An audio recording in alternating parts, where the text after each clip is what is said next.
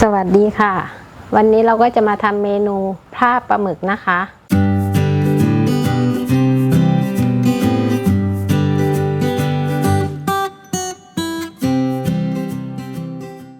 ก่อนที่จะชมขั้นตอนการทำก็ฝากเพื่อนๆกดไลค์กดติดตามและกดกระดิ่งแจ้งเตือนด้วยนะคะจะได้ไม่พลาดคลิปใหม่ๆที่พวกเราทำออกมาเพียงสัปดาห์ละ1 ครั้งกันค่ะวัตถุดิบของเราได้แก่ปลาหมึกตะไคร้ซอยหอมแดงซอยพริกขี้หนูซอยสะระแหน่ใบมะกรูดซอยน้ำมะนาวน้ำพริกเผาน้ำตาลปี๊บน้ำปลาและน้ำเปล่าสำหรับลวกปลาหมึกค่ะขั้นตอนแรกนะคะก็เปิดแก๊สแล้วก็เอาหม้อตั้งไฟนะคะใส่น้ำลงไปนะคะรอให้น้ำเดือดก่อนระหว่างที่รอน้ำเดือดเรามาทำน้ำพลาบปลาหมึกไว้รอกันเลยค่ะใส่น้ำพริกเผาก่อนนะคะตามด้วยน้ำมะนาวค่ะ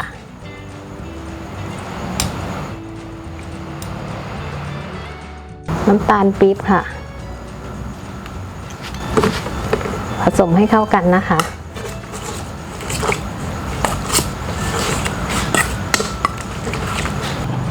อันนี้ก็เข้ากันเรียบร้อยแล้วนะคะ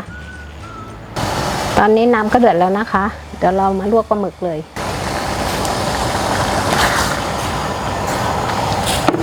ปลาหมึกก็สุกแล้วนะคะเดี๋ยวเราเทน้ำร้อนทิ้งเลยเทน้ำร้อนทิ้งนะคะ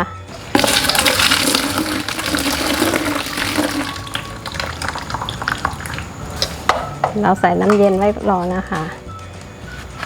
แล้วก็เทน้ำเย็นออกเพื่อให้เสด็จน้ำนะคะ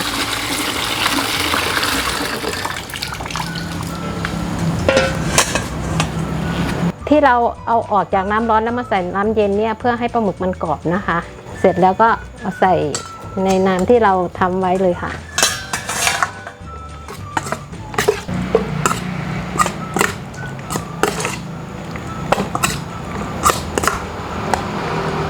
พอคลุกเข้ากันแล้วก็ใส่ตะไคร้ซอยค่ะ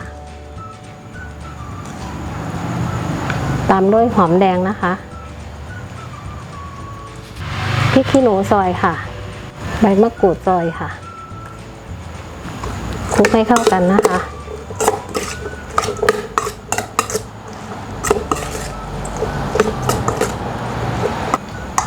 สุดท้ายใส่ใบสะระแหน่ค่ะ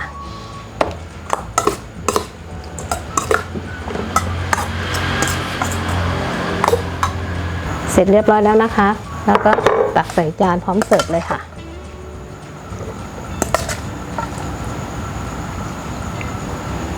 เสร็จเรียบร้อยแล้วค่ะ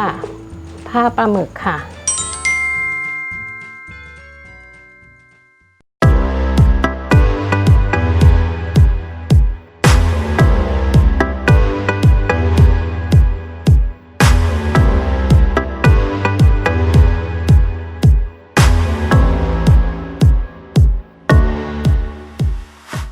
วันหยุดอย่าลืมทำทานที่บ้านกันนะคะแล้วสัปดาห์หน้าจะเป็นเมนูอะไรก็ฝากเพื่อนๆคอยติดตามชมนะคะสำหรับวันนี้ขอบคุณมากค่ะสวัสดีค่ะ